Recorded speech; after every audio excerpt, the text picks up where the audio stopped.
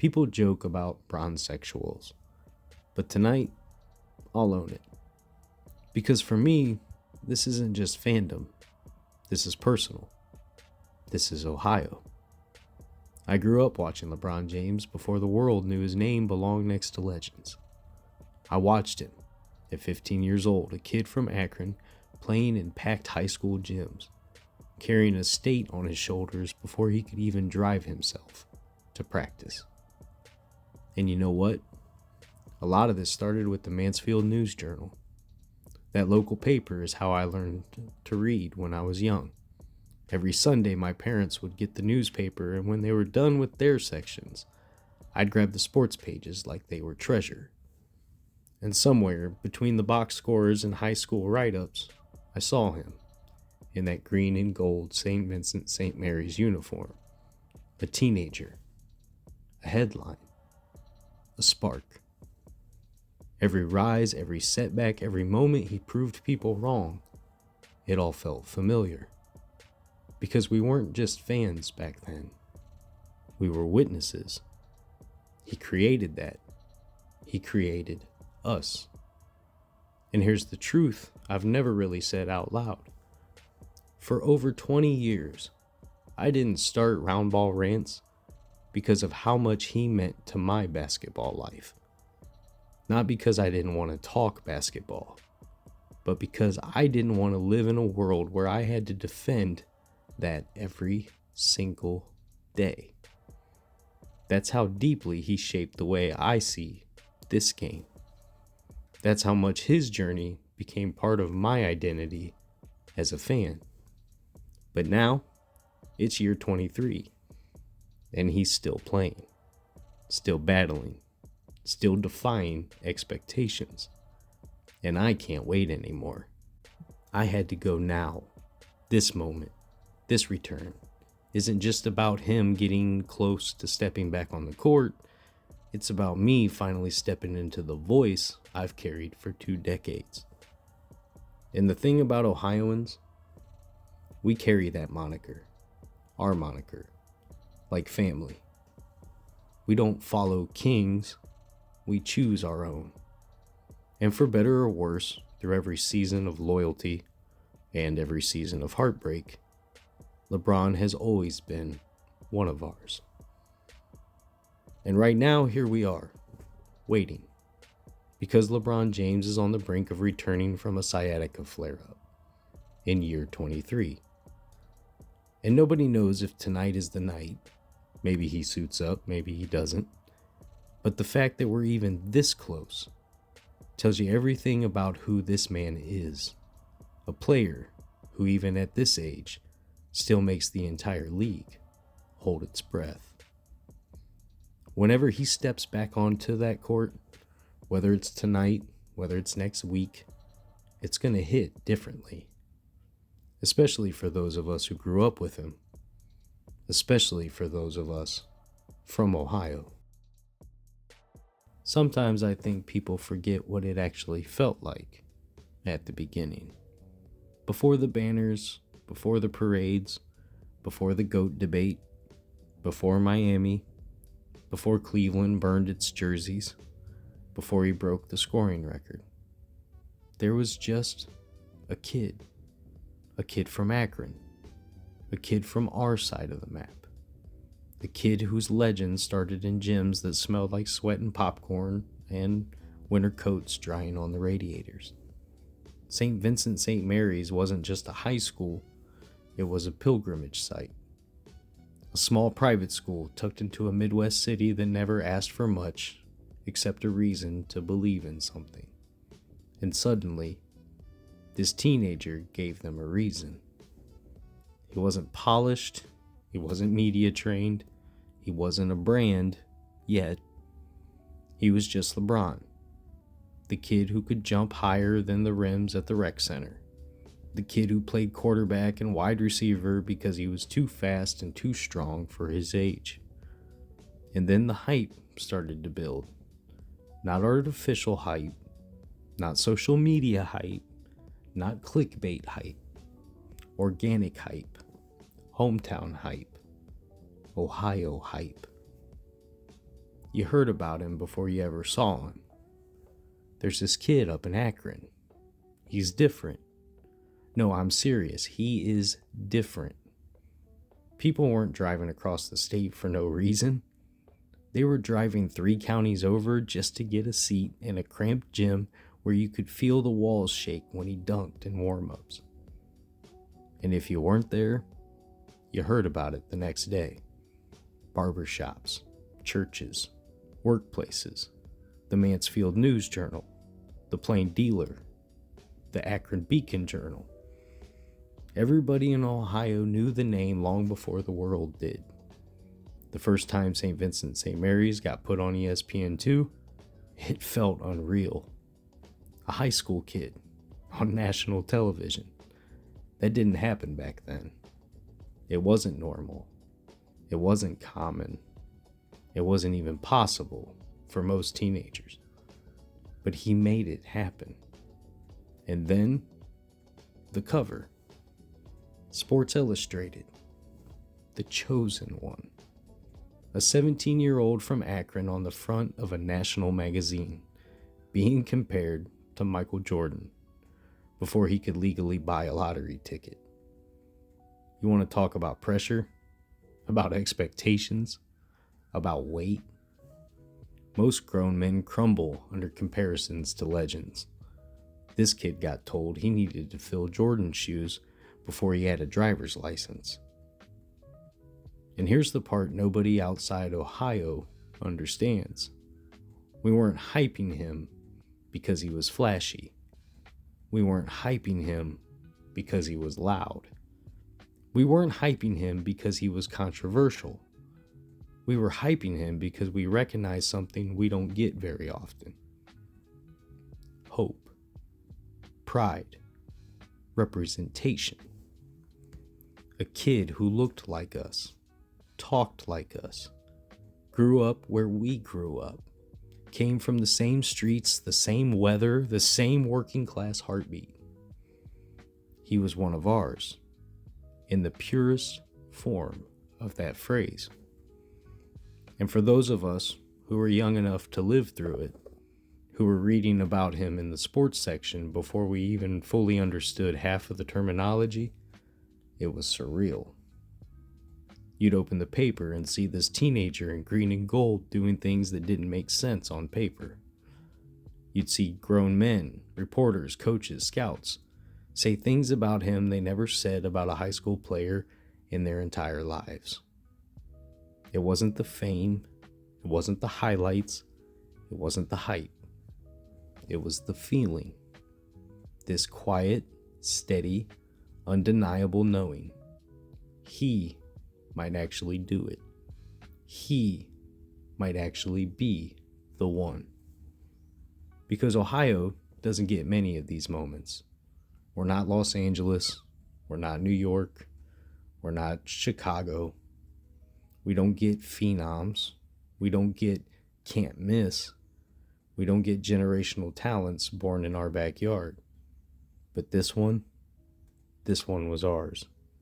And everyone in the state, whether they wanted to admit it or not, knew they were witnessing something historic before history had time to catch up. That's why the beginning matters so much. Not because it's the origin of a legend, but because it's the origin of belonging. For him, for us, for Ohio. The kid wasn't just good. He was the embodiment of a possibility our state hadn't seen in decades. The beginning wasn't about hype. It wasn't about fame. The beginning was about faith. Faith that a teenager from Akron could carry a dream bigger than any one person, any one city, or any one era. And somehow, he did. Cleveland wasn't a restart. It was a responsibility. That's the only way to describe what happened when LeBron walked into the league and put on that Cavaliers jersey for the very first time. You could feel it. Not just in the city, not just in the state, but in the air. Like a pressure system, settling over an entire region. This wasn't just some drafted lottery pick. This wasn't a rebuild. This wasn't a fresh start. This was a kid carrying the expectations of people who had been disappointed for generations. Cleveland sports didn't just want a savior, they needed one. Ohio fans, we understand pain. We understand waiting. We understand the heartbreak of almost. The drive, the fumble, the shot. The sports curse is older than half the people listening to this show. But when LeBron arrived, for the first time in decades, people walked into Gund Arena believing that anything was possible. Not because of hype, but because they seen who he was becoming. The early years were electric, raw, unfiltered, and honest. Before the superstar polish, before the banners, before the arguments and the debates, there was just a young phenom trying to lift a franchise with nothing but talent, IQ, and willpower. Year 1, 20 points, 5 boards, 5 assists. As a teenager, he made the Cavaliers relevant again.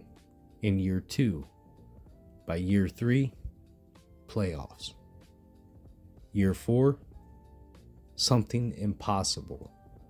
The 2007 NBA Finals. And let's be clear, that Cavaliers team had no business being on that stage. LeBron didn't just join a contender, he created one. He took Boobie Gibson, a rookie with ice in his veins, Sasha Pavlovic, streaky but fearless, Drew Gooden, steady but underrated, Anderson Varejao, hustle, chaos, heart, Zydrunas Ilgauskas, reliable, methodical, and Eric Snow, a veteran defense and leadership. And he dragged them through the Eastern Conference. That Detroit series, the 2007 run, it isn't mythology, it's recorded history. Game 5, the 48 special. LeBron scored the final 25 points of the game. 25 straight points. 29 of the last 30. A 22-year-old kid from Akron walked into the Palace of Auburn Hills, one of the toughest, loudest, most physical arenas of that era, and he took their souls. It wasn't hype, it wasn't exaggeration, it was dominance. And that moment felt like destiny. Like everything from St. Vincent St. Mary's to the Sports Illustrated cover had been building towards this moment. But the truth, the painful truth, is that destiny alone doesn't win championships. From 2008 to 2010, LeBron entered a level of performance that was statistically outrageous. 66 wins, 61 wins, back-to-back MVPs, all defense, league-leading efficiency, one of the highest advanced impact seasons ever recorded. He wasn't just knocking on the door of greatness, he was tearing the hinges off. But if we're telling the truth, the entire truth, then we have to acknowledge something that often gets ignored. He was doing it alone. The Cavaliers never found his co-star. Not a true All-NBA teammate, not an elite second option, not someone who could take pressure off of his shoulders when it mattered most. And in the playoffs, that reality showed. Orlando wasn't just talented, they were perfectly built for the modern game. Stretch bigs, shooters everywhere, mismatch nightmares. Boston, a legitimate big three in Garnett, Pierce, and Allen, with Rondo ascending right behind them. Cleveland wasn't outplayed, Cleveland was outgunned. And here's where the heartbreak turns real. Ohio didn't see those losses as failures. Ohio saw them as tragedies, because deep down everyone knew LeBron had done everything a single player could possibly do. And that's what led to the moment that still triggers arguments to this day. The decision. Not the TV special, not the broadcast, not the spectacle, just the choice. LeBron left not because he hated Cleveland, not because he wanted to go to the beach, not because he needed to be a villain. He left because 7 years had passed, and the franchise still hadn't given him what every superstar champion before him had. Help. Real help. Hall of Fame help. The kind of help that wins in June, not February. But this is where the Ohio story gets complicated. Because when he announced Miami, the state fractured. Some people felt betrayed. Some felt humiliated. Some felt abandoned. Some wanted nothing to do with him again. And then there were the ones like us. The ones who stayed. The ones who followed him through the boos, the heat, the noise, and the backlash. Supporting LeBron during the Miami era wasn't easy. It wasn't popular. It wasn't accepted. It felt like going against your own neighbors, your own coworkers, your own family at times. But the truth is this. We didn't stop being Ohioans. We didn't stop loving our hometown. We didn't stop caring about our teams. We just understood something deeper than anger. Sometimes, the person who carries the dream has to leave home to learn how to finish it. Cleveland, Era 1, it wasn't a failure. It wasn't wasted time. It wasn't disappointment. It was the foundation. The part of the story that every hero needs. The part where they learn what they're missing, what they must overcome, and who they must become before they can ever come home and complete the mission. Miami wasn't a betrayal. It was a crossroads. That's the only honest way to frame what happened next. The world saw a villain. Ohio saw a wound. But the truth, the deeper and quieter truth, is that LeBron's move to Miami wasn't about leaving home. It was about becoming the version of himself he needed to be in order to ever come back. South Beach didn't erase Akron. It didn't rewrite St. Vincent St. Mary's history. It didn't undo the childhood gym floors he grew up sweating on. What Miami did was expose him to something Cleveland never gave him. A system. A structure. A championship blueprint. That first year, the whole world rooted against him. Not because he played for Miami, not because he joined Wade and Bosch, but because he made a decision that people didn't agree with. He didn't just step into a new city, he stepped into a narrative that wanted him to fail, and he struggled with it.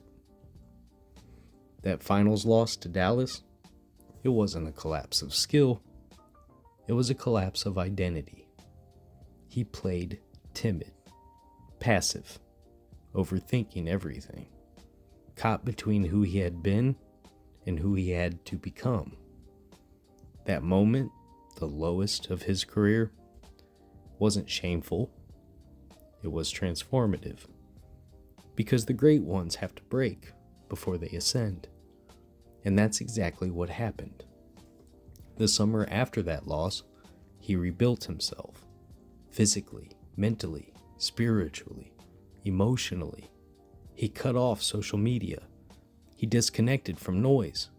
He focused on mastery. He developed the low post game with Hakeem.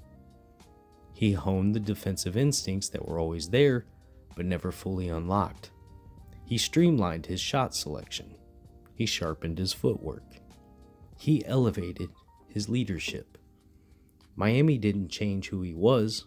Miami revealed who he had the potential to be all along. And then he became a monster. 2012 and 13 weren't just championship runs. They were coronations. He became a top-tier defender, a lethal post player, the most efficient volume scorer in league history, a genius-level creator, a stabilizer for two other stars, and a master of pace, control, and tempo. The Heat were stacked, yes, but make no mistake, he was the engine, he was the conductor, he was the center of gravity in every matchup. And while the world loved to say he took the easy way, Ohio fans knew better. Because the people who understand where he comes from, the people who watched him rise from nothing, the people who remembered those St. Vincent St. Mary's games on ESPN2, those who saw him carry Cleveland on his back for 7 years, we knew Miami wasn't about comfort. It was about growth. Growth Cleveland couldn't give him, no matter how much they wanted to. But here's where the story gets complicated. Back home, people didn't see growth. They saw abandonment. You could feel the tension back in Ohio during those 4 years. Workplaces split, friends groups divided, family dinners got quiet any time his name came up. There were the jersey burners, the ones whose anger shouted loud enough to make the news. But there were also the quiet ones, the ones like us, who still wore the number 23 under hoodies, who still watched every Miami game, who still rooted for him while pretending not to, because loving him out loud didn't feel safe. You weren't just supporting a player, you were going against the emotional current of an entire state. But we knew something the loudest voices refused to accept. A man leaving home doesn't always mean he left his roots. Sometimes he leaves because his roots deserve to grow too. Those Miami championships, as much as Ohio hated the sight of them, they had a strange, unspoken truth behind them. They felt like validation. Even the people who said they never forgive him still felt that sting of pride when he hoisted those trophies up. They just couldn't admit it to themselves. Because deep down, a part of Ohio still claims him, still recognized him, still knew that the kid they watched rise from Akron was rewriting that modern basketball history. But destiny is funny. It doesn't leave loose ends. And even during his greatest triumphs in Miami, there was always something pulling at him, something tugging quietly, persistently. It was home. Cleveland wasn't done with him, and he wasn't done with Cleveland. Those championships weren't the end of his story. They were preparation. Preparation for a return that would become the most meaningful chapter in the history of Ohio sports. Miami didn't give him an escape. Miami gave him the tools he needed to finish a mission that had started long before the world ever knew his name. Every great story has a moment when destiny circles back. For LeBron, that moment came in the summer of 2014. Not with a TV special, not with cameras, not with fireworks, just a letter. Simple, measured, humble, intentional. I'm coming home. 4 words that stopped Ohio in its tracks. Because this wasn't the decision. It wasn't spectacle. It wasn't the kid leaving. It was the man returning home. People forget how fragile that moment was. Some fans were ready to forgive. Some weren't. Some cried. Some stayed quiet. Some tried to pretend they hadn't burned the jersey that was now quietly being reordered online at midnight. But deep down, even in the most wounded corners of the state, there was a spark. Hope. The kind Ohio doesn't hand out freely. When he returned, he didn't promise championships. He didn't promise parades. He promised work.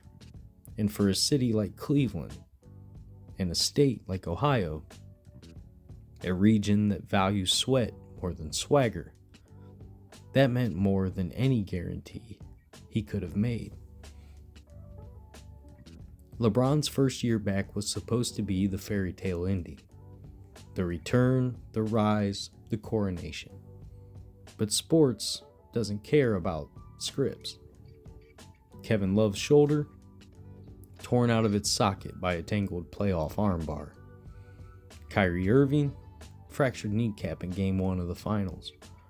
And suddenly LeBron was right back to where he'd been for most of his first Cleveland stint. Alone. But this time, he didn't flinch.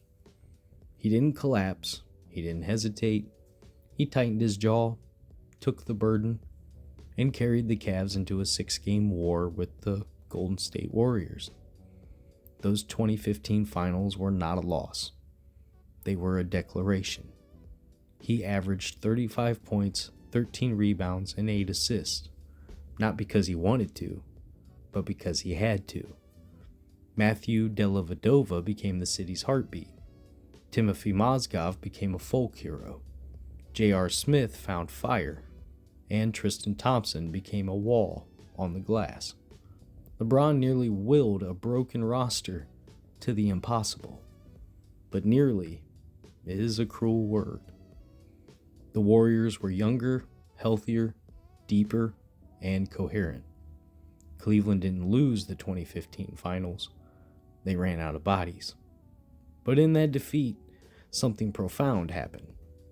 Ohio realized the only thing missing was time. Time for Kyrie, time for Love, and the time for the pieces to click. And time for a storm to gather. The next season felt different from the start. Not louder, not flashier, just heavier, like the air before a storm. The Cavaliers coasted to the playoffs. They swept Detroit, they humiliated Atlanta again, and they outlasted Toronto. And standing on the other side of the bracket, the 73-9 Golden State Warriors, the greatest regular season team ever assembled. Steph in his unanimous MVP prime, Clay, Draymond, Andre, Andrew Bogut, Andrew Barnes, Andre Iguodala, Sean Livingston, depth on depth on depth. A dynasty before the dynasty. Game 1, Golden State takes it. Game 2, a blowout so brutal it felt like a death sentence. Game 3, Cleveland finally responds. And Game 4, the Warriors go up 3-1. No team had ever come back from that deficit. Ever. This wasn't mythology. It was simple math. Down 3-1 to the greatest team ever assembled. The story was supposed to end. But Ohio doesn't clock out early. Ohio doesn't fold. Ohio doesn't walk away from impossible equations. And LeBron, he is all Ohio. Game 5. The fire. Suspension or not, green or not, the Warriors still had every advantage. But something woke up in LeBron that night. Something ancient, something primal, something that felt like the entire weight of his journey, Akron, St. Vincent, St. Mary's, Cleveland, Miami, everything, all collapsed into a single moment. He dropped 41. Kyrie dropped 41. And the Cavaliers dragged the series back to Cleveland. Not hope, not belief, just momentum. Game 6 was the avalanche. Back home, the energy was electric. LeBron came out of the tunnel like a man possessed. Another 41. Another masterpiece, another relentless assault on destiny. He played like he was carrying every slight, every doubt, every critique, every burned jersey on his back. And suddenly, 3-1 had become 3-3, and the impossible was now visible. Game 7, the night basketball stood still. June 19th, 2016, Father's Day, Oracle Arena, a stadium ready to celebrate the greatest season in NBA history. But destiny doesn't take instructions. The game wasn't a shootout. It wasn't a blowout. It was a slugfest. Two teams playing basketball so tight, so tense, so perfect that every possession felt like life or death. Tie game, 2 minutes left. And then, the moment. Andre Iguodala races down the floor. Curry pushes it ahead. A layup is forming. A bucket that would tilt history. And then LeBron, from the opposite baseline, takes flight. Not as a superstar, not as a legend, but as a son of Ohio refusing to let the moment slip away. The block. The single greatest defensive play in NBA history. Not because of the timing, not because of the angle, but because of what it represented. A lifetime collapsing into one leap. Kyrie shot. Kyrie isolates on Curry, dribbles right, steps back, bang. The shot heard around the world.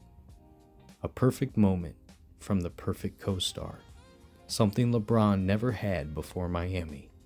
Something Cleveland had waited a decade to finally see. And then Kevin Love's stand. Kevin Love switches onto Steph. A defensive mismatch. Hopeless on paper. But not that night. Love slides, moves his feet, smothers the MVP. Stops the shot.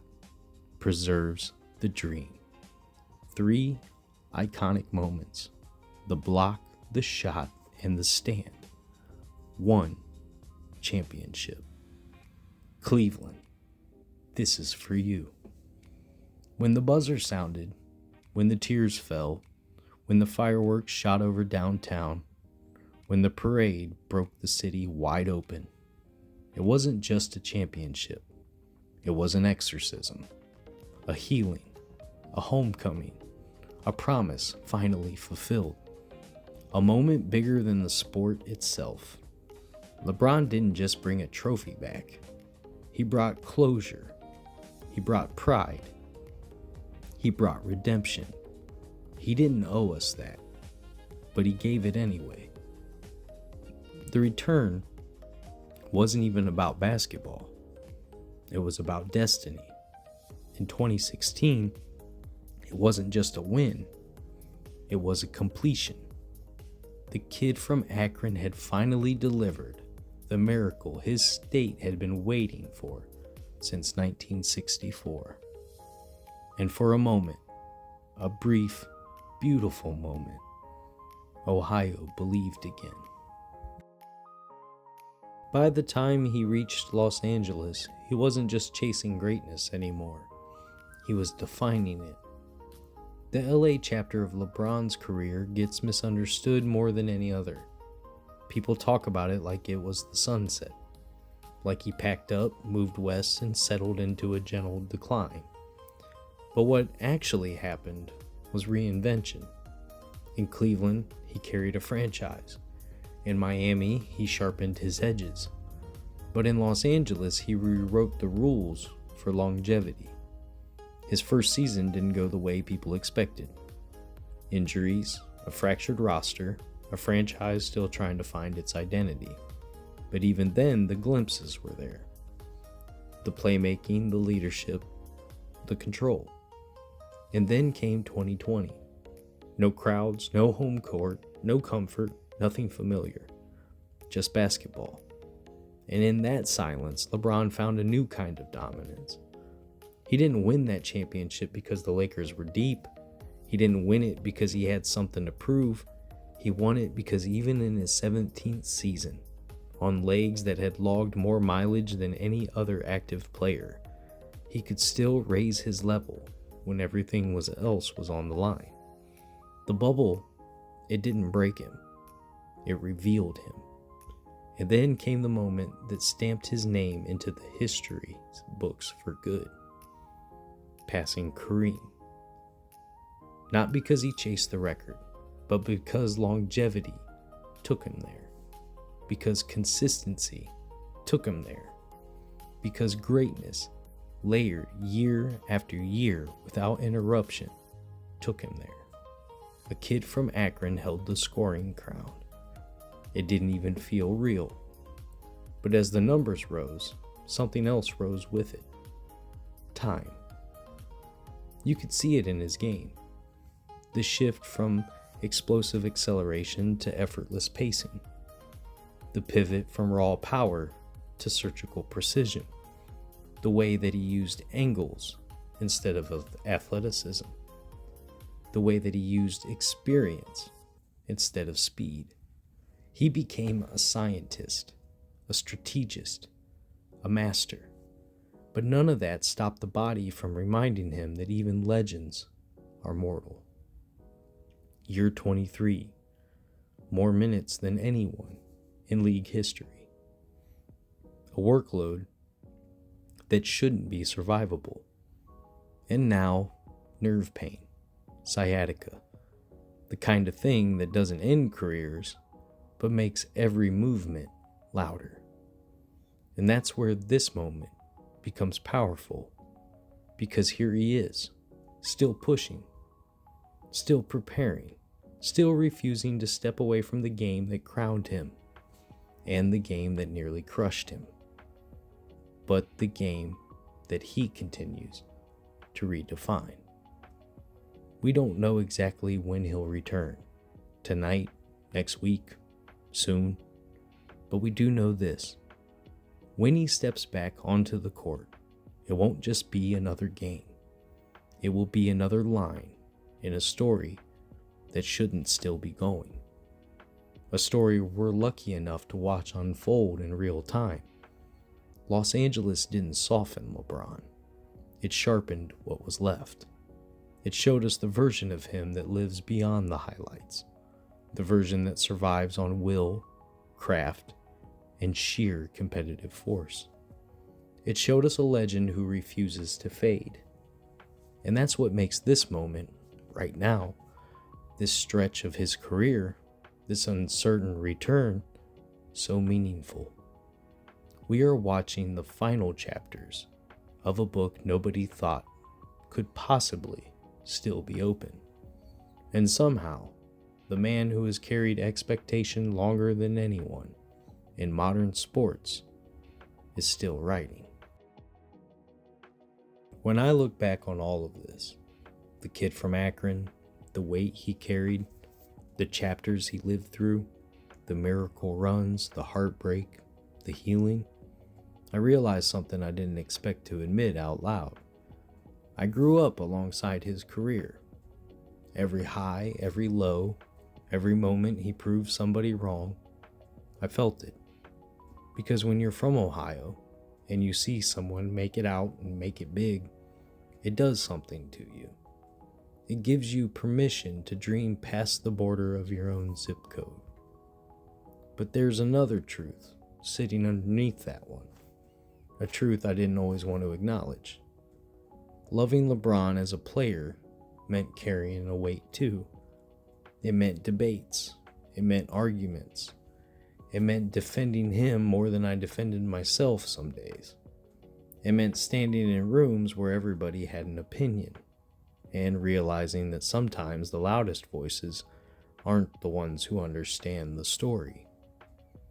And I won't lie to you, there's this strange peace in knowing that this chapter is finally getting closer to its end.